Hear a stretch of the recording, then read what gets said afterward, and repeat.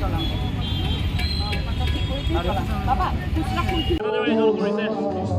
আয়োজন দেখি আছা এইবাৰ সম্পূৰ্ণ চৰকাৰী সহযোগিতা জনসংযোগৰ পৰা আৰম্ভ কৰি পেলাই একদম মিডল ইষ্ট ডিপাৰ্টমেণ্ট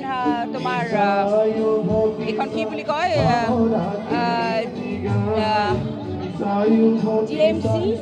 GMD গোটেইখিনি চৰকাৰী সহযোগিতা পাইছোঁ ভাল লাগিছে আৰু এটা ইয়াং দল ইয়াতে নামটো দেখা পাবা লৈ যাবা এটা কম্পিটিশ্যনত চবেই নিজে নিজে কৰি আছে কাকো মই একো ক'ব লগা হোৱা নাই আৰু বহুত দিনৰ এটা ইচ্ছা আছিল ইয়াত এখন মঞ্চ লাগে বুলি কৈছিলোঁ মঞ্চটো এইবাৰ হৈছে আৰু এই মঞ্চটোৱে নতুন জেনেৰেশ্যনৰ কাৰণে মই মুকলি মঞ্চ বনাই দিছোঁ যাৰ মন যায় আহি পেলাই ইয়াতে গীটাৰ এখন লৈ জয়ন্ত হাজৰিকা বুলি নহয় সকলো শিল্পীক ট্ৰিবিউট কৰিব পাৰে আৰু যদি মন যায় গাজাল নাইট কৰিব পাৰে বেণ্ডৰ শ্ব' কৰিব পাৰে কৰক এইখন মুকলি মঞ্চ সকলোৰে কাৰো নিজৰ নহয় এই উদ্যানখন যিহেতু পৰ্যটন আকৰ্ষণৰ স্থলী হিচাপে গঢ়ি তোলাত GMD আৰু কাম আছে নাই আছে লাহে লাহে হৈ যাব এটা সময়ৰ কথা থাকে মই ভাবোঁ